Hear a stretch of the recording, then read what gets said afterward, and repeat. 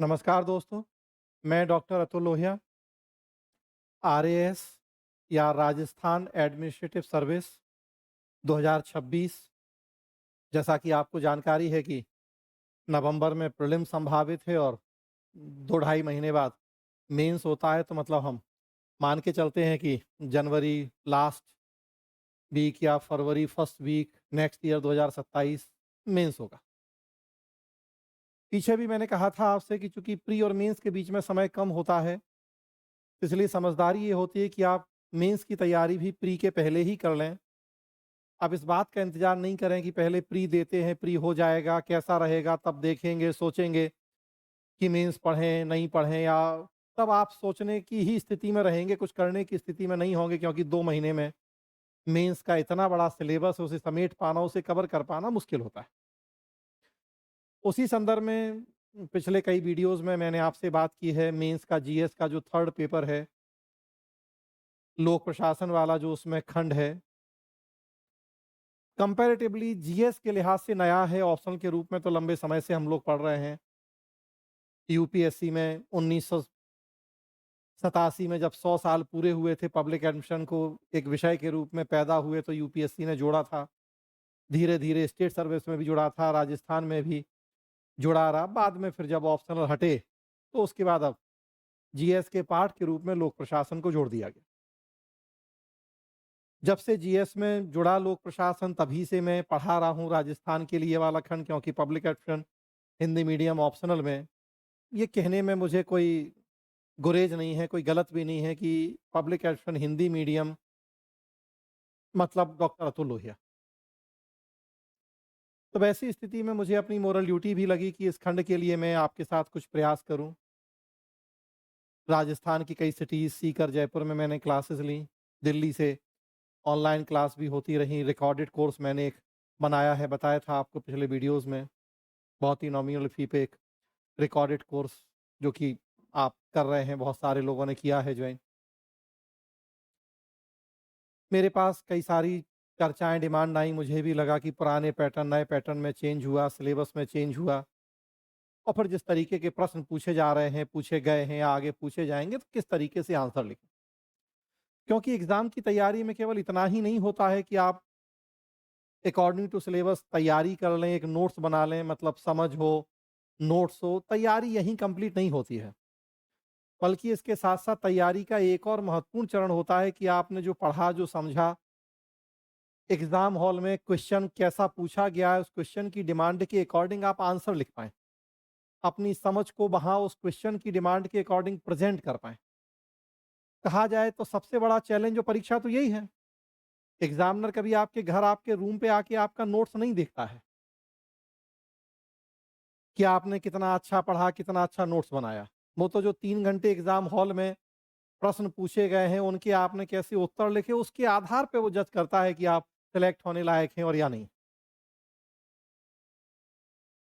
तो मैं हमेशा कहता हूँ कि त्रिस्तरीय रणनीति होती है, या 3 स्तर होते हैं तैयारी के, कि एक आपके पास अच्छी समझ हो सिलेबस की, उसका एक अच्छा-सा नोट्स हो, और देन फिर आपने प्रश्न अभ्यास किया हो, ताकि क्वेश्चन की डिमांड के अकॉर्डिंग आप आंसर लिख पाएँ। तो बेहतर समझ, बेहतर नोट्स और फिर बेहतर प्रश्न अभ्यास। हमेशा से मैंने कहा है कि जब तक आपके तीनों काम पूरे नहीं करते, वो चाहे प्रीलिम्स हो, चाहे मेंस हो, तीनों काम ज़रूरी है। प्रश्न अभ्यास में एक तरीका होता है कि पीवाईक्यू आप सॉल्व कर लें। प्री करते हैं तो प्री में आप पिछले 5-10 साल के पीवाईक्यू करते हैं, कुछ और मॉडल क्वेश्चन पेपर हैं उनको सॉल्व करते हैं। मेंस में भी उसी तरीके से होता है कि मेंस में पीवाईक्यू सॉल्व कर लें। जब से 2013 के बाद से, जब से ऑप्शनल हटे हैं, जीएस का ये सिलेबस है, उसमें कम ज़्यादा होता रहा। तो 2013 से लेके अब तक जो भी 5-6 एग्ज़ाम हुए हैं मेंस, उनके पीवाईक्यू सॉल्व कर लें, और बहुत सारे हम अपने से भी प्रश्न बनाते हैं, मॉडल प्रश्न, उनको सॉल्व कर लें। तो समझ और नोट्स तो ज़रूरी है ही है। जब तक हमें अकॉर्डिंग टू सिलेबस समझ नहीं होगी, नोट्स नहीं होगा, हम कुछ नहीं कर पाएँगे। हाँ, लेकिन वहाँ रुक जाएँ, ऐसा नहीं हो। उसके साथ-साथ फिर क्वेश्चन प्रैक्टिस या प्रश्न अभ्यास किया जाए, वो भी उतना ही ज़रूरी होता है। तो एक तो जैसा हमने पीछे चर्चा की है आपसे, सिलेबस का जो चेंज हुआ, पुराना सिलेबस वर्सेस नया सिलेबस, तो वो हमने पिछले वीडियोस में आपसे चर्चा की, अगर आपने नहीं देखा तो आप देख सकते हैं। माइनर कई चेंज हुए और मेजर जो चेंज हुआ कि इसमें तुलनात्मक लोक प्रशासन एक नया खंड जोड़ दिया गया, जिसमें अमेरिका, ब्रिटेन, फ्रांस जैसे देशों की प्रशासनिक व्यवस्थाएँ भी हमें पढ़नी हैं और बाकी माइनर चेंज कुछ-कुछ और भी हुए। और दूसरा आपने देखा कि पैटर्न में भी चेंज हुआ। पैटर्न में क्या चेंज हुआ, तो जो ओल्ड पैटर्न था, उसमें हम देखते हैं कि 15 शब्द के प्रश्न थे, 5 प्रश्न 2 नंबर के होते थे। 50 शब्द के थे, 5 प्रश्न 5 नंबर के होते थे और 100 शब्द के थे, 3 प्रश्न 10 नंबर के होते थे। तो 10 नंबर यहाँ से होते थे, 25 नंबर यहाँ से होते थे, 30 नंबर यहाँ से होते थे, टोटल 65 नंबर का ये होता था लोक प्रशासन वाला सेक्शन जीएस पेपर थर्ड। अब नए में क्या कर दिया कि जो ये 15 शब्द वाले प्रश्न हैं ये खत्म कर दिए। 50 शब्द वाले 5 की जगह 6 प्रश्न होंगे, अंक 5 ही रहेंगे, मतलब 30 नंबर। 100 शब्द की जगह 150 शब्द हो गए, प्रश्न 3 ही होंगे, अंक 10 ही रहेंगे, मतलब 30 यहाँ से, तो कुल 60 नंबर के प्रश्न पूछे जाएंगे। 15 शब्द वाले प्रश्न हटा दिए गए।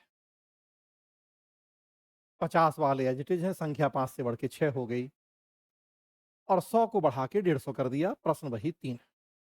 टोटल 9 प्रश्न पूछे जाने हैं आपसे, 6 प्रश्न 50 शब्द और 3 प्रश्न 150 शब्द। मेरा हमेशा से ये कहना है, 30 साल से सिविल सेवा परीक्षा की तैयारी से जुड़ा हूँ, पहले एज ए स्टूडेंट और फिर 2002 से एज ए टीचर, तो 25 साल का तो जो टीचर के रूप में अनुभव है, उसके पहले का 5 साल का स्टूडेंट के रूप में, तो जो 30 साल का अनुभव है, जो अच्छे स्टूडेंट हैं, जिन्होंने ईमानदारी से अकॉर्डिंग टू सिलेबस तैयारी की है, उनके लिए बड़े प्रश्न अच्छे होते हैं, क्योंकि उन्हें नॉलेज है। प्रश्न 400, 500, 600 शब्द का हो, निबंध जैसे होते हैं, तो कहा ही जाता है ऐसे टाइप प्रश्न या लॉन्ग आंसर वाले जो क्वेश्चन हैं, तो अपने आप को प्रेज़ेंट करना ज़्यादा बेहतर, क्योंकि उसमें हम एनालिसिस कर पाते हैं, उसकी संभावना ज़्यादा होती है। अब 50 शब्द में कोई कहे कि एनालिसिस कीजिए, तो क्या एनालिसिस करेंगे? जब तक एनालिसिस शुरू करेंगे तब तक 50 शब्द, एक लाइन में आप 8 शब्द जनरली लिखते हैं, 7 से 8 शब्द ऑन एन एवरेज। तो मतलब 6-7 लाइनों में आपको आंसर लिख देना है। अब क्या एनालिसिस होगी उसमें, क्या चीर-फाड़ होगी उसमें? फैक्चुअल बात लिख देनी पड़ेगी। प्रत्यायोजन और विकेंद्रीकरण में क्या अंतर है? 50 शब्द में आंसर लिखना, कितनी हम उसमें चीर-फाड़ एनालिसिस करेंगे? टू द पॉइंट लिखेंगे तब भी 50 शब्द कम पड़ेंगे। केवल प्रत्यायोजन और विकेंद्रीकरण की डेफिनेशन लिखेंगे तो 15-15 सब 30 शब्द तो उसी में निकल जाएँगे। और फिर अंतर? तो छोटे जो प्रश्न हैं, कम शब्दों में जहाँ अपनी बात लिखनी है, तो चैलेंजिंग ज़्यादा होता है। चैलेंजिंग एक तो इसीलिए ज़्यादा है क्योंकि कम शब्द हैं तो नंबर ऑफ क्वेश्चन बढ़ गए हैं। तो यही हम कहते हैं कि 200-200 शब्द के 3 प्रश्न होंगे, या 300-300 शब्द के 3 प्रश्न। टोटल शब्द आपको कितने लिखने हैं? 50 शब्द के 6 प्रश्न, मतलब 300 शब्द वहाँ लिखने हैं, और 150 शब्द के 3 प्रश्न, मतलब 450 शब्द आपको यहाँ लिखने हैं। टोटल 750 शब्द लिखने हैं आपको। अब यही हम कर दें कि 250 शब्द के 3 प्रश्न होंगे। नेचुरल सी बात है कि नंबर ऑफ क्वेश्चन कम हो गए हैं। 250 शब्द हैं तो कम से कम हमारे पास पर्याप्त स्कोप है कि हम चीज़ों को ज़्यादा एनालिसिस करके, ज़्यादा एनालिटिकल अप्रोच से प्रेज़ेंट कर पाएँ। उसी को हमने छोटा-छोटा बाँट दिया, 50-50 शब्द। 9 प्रश्न हैं तो 9 टॉपिक कवर होंगे, और बल्कि कंपैरिज़न हो गया, प्रत्यायोजन, विकेंद्रीकरण, तो और ज़्यादा टॉपिक कवर हो गए, मतलब पूरा सिलेबस पढ़ें। 3 ही प्रश्न होंगे तो हम सिलेक्टिव स्टडी भी कर सकते हैं। 9 प्रश्न हैं या 9 की जगह 19 प्रश्न कर दें, तो जितने नंबर ऑफ प्रश्न बढ़ते जाएँगे, सिलेक्टिव स्टडी की गुंजाइश उतनी कम होती जाएगी। नंबर ऑफ क्वेश्चन बढ़ रहे हैं, शब्द कम हो रहे हैं, एनालिसिस की गुंजाइश कम हो रही है, लेकिन पढ़ना तो पूरा पड़ेगा क्योंकि नहीं पता प्रश्न कहाँ से, किस तरीके का आ जाएगा।